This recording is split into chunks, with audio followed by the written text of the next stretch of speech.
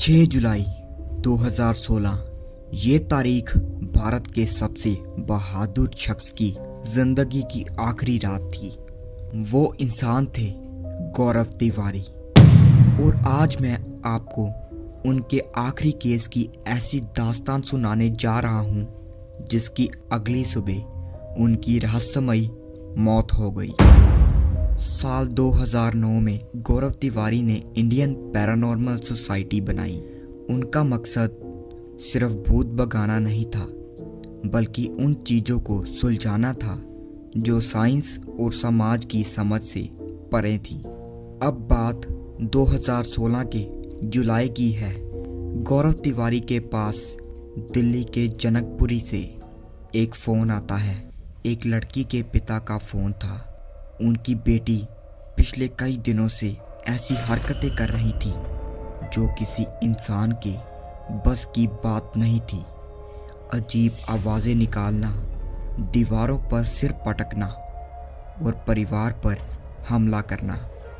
गौरव उस वक्त खुद बहुत बीमार थे। डिप्रेशन और अनिद्रा ने उन्हें घेर रखा था, इसलिए उनकी टीम अकेले जाने वाली थी। लेकिन पिता की बेटी की हालत सुनकर गौरव ने फैसला बदल दिया। गौरव ने कहा, पता नहीं यार, लेकिन आजकल जब भी मैं अकेले बैठता हूँ ना, सोने की कोशिश करता हूँ, तो मुझे लगता है जैसे कोई चीज़ मेरे अंदर घुस रही है, कोई नेगेटिव एनर्जी जो मेरे हारने का इंतज़ार कर रही है। ये सुनकर टीम के होश उड़ गए। क्या सच में गौरव तिवारी के अंदर कोई बाहरी ताकत थी, या फिर ये उन्हें आखिरी केस का संकेत था? जनकपुरी के उस फ्लैट के नीचे पहुंचते ही माहौल बदल गया। उस लड़की की चीखें इतनी भयानक थी कि आसपास के लोग बाहर निकल आए थे। लोग बालकनी में खड़े डर से देख रहे थे। गौरव और उनकी टीम अंदर दाखिल हुई। जैसे ही गौरव ने उस लड़की के कमरे में कदम रखा, एक पल को सन्नाटा छा गया। जो लड़की चीख रही थी वो एकदम शांत हो गई। उसने गौरव को ऐसे देखा जैसे वो उसको जन्मों से जानती हो। लड़की के पिता ने कहा, गौरव जी, आपको देखते ही ये शांत हो गई। अरे महीनों बाद मैंने अपनी बेटी के चेहरे पर ये मुस्कान देखी है। आप ही इसकी जान बचा सकते हो। लेकिन गौरव की नज़रें उस लड़की पर टिकी थीं। उन्होंने पिता से सारी कहानी सुनी, कैसे लड़की ने कॉलेज जाना छोड़ दिया, कैसे वो गुर्राती रही और एक रात खंजर लेकर उनके कमरे में आ गई। गौरव समझ गए ये केस आम नहीं है। उन्होंने टीम के हर कमरे में EMF मीटर लगाने और कैमरा सेट करने का आदेश दिया। और फिर जो हुआ वो किसी फिल्म से कम नहीं था। हर एक कैमरा बिना वजह से फ्लैश करने लगा। EMF मीटर पागलों की तरह हिलने लगे, जैसे पूरे घर में कोई अनगिनत परछाइयाँ घूम रही हों। ऐसा पहले कभी नहीं हुआ था। गौरव ने हिम्मत करके उस लड़की के कमरे का दरवाज़ा खोला। वो लड़की बिस्तर पर बैठी थी।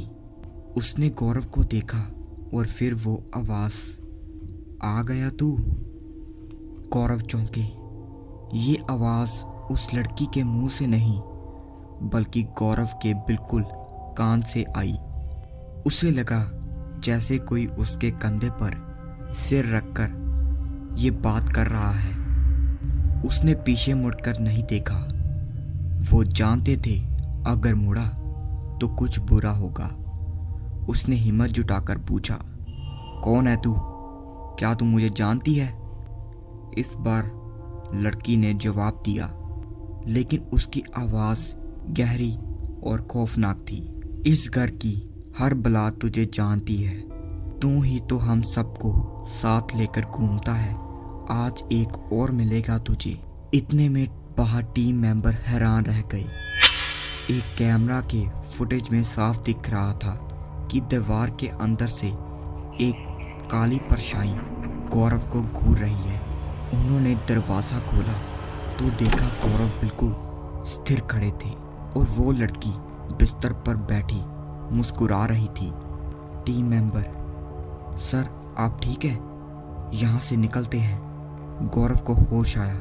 उन्होंने जल्दी से जांच पूरी की और फिर वो शब्द बोले जो वो 6000 केस में बोल चुके थे। इस घर में जितनी भी आत्माएं हैं या नेगेटिव एनर्जी हैं, वे मेरे साथ चलो, इस परिवार को छोड़ दो। लेकिन इस बार उनकी आवाज़ में वो दृढ़ता नहीं थी, जैसे वो जानते हों कि इस बार वो अकेले नहीं लौट रहे, उनके साथ कुछ और भी जा रहा है। रात के करीब 1:30 बजे गौरव घर पहुंचे। उनकी पत्नी ने पूछा, इतनी रात कहाँ थे, फ़ोन क्यों नहीं उठाया? गौरव ने जवाब दिया, वो सारी बलाएं लौट आई हैं, वो सब मेरे पीछे आ गई हैं। इतने सालों का बोझ, अब वो सब मेरी मौत देखना चाहती हैं। आजकल मुझे हर जगह सिर्फ काले साए दिखते हैं जो मुझ पर हंस रहे हैं। पत्नी समझ गई। उन्होंने हमेशा कहा था कि ये दुनिया इंसानों के लिए नहीं है, लेकिन गौरव ने कभी सुना नहीं। अब शायद बहुत देर हो चुकी थी। 7 जुलाई 2016 की सुबह गौरव उठे, फ़ोन चेक किया, परिवार के साथ बैठे और फिर नहाने के लिए बाथरूम गए। कुछ देर बाद गिरने की आवाज़ आई। परिवार ने दरवाज़ा तोड़ा तो देखा गौरव तिवारी फर्श पर गिरे हुए थे। उन्होंने दुपट्टे के सहारे खुद को ख़त्म कर लिया था। पुलिस ने इसे साधारण आत्महत्या बताया, लेकिन परिवार जानता था ये साधारण नहीं था। जनकपुरी वाले, वो लड़की, वो घर, वो परछाइयाँ, उन्होंने गौरव को अंदर ही अंदर खोखला कर दिया था। गौरव तिवारी भारत के सबसे होनहार पैरानॉर्मल इन्वेस्टिगेटर थे। उनका जुनून, उनका हौसला आज भी मिसाल है। लेकिन उनकी मौत के साथ ही उस केस की सच्चाई भी एक राज बनकर रह गई। शायद हम कभी जान नहीं पाएंगे कि उस रात जनकपुरी के उस फ्लैट में उन्होंने असल में क्या देखा था। जिसने 6000 केस झेल लिए, वो उस एक रात में क्यों टूट गए।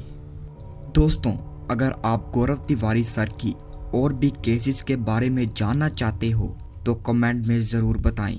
और अगर ये कहानी आपको पसंद आई तो इस वीडियो को लाइक और चैनल को सब्सक्राइब करना ना भूलें।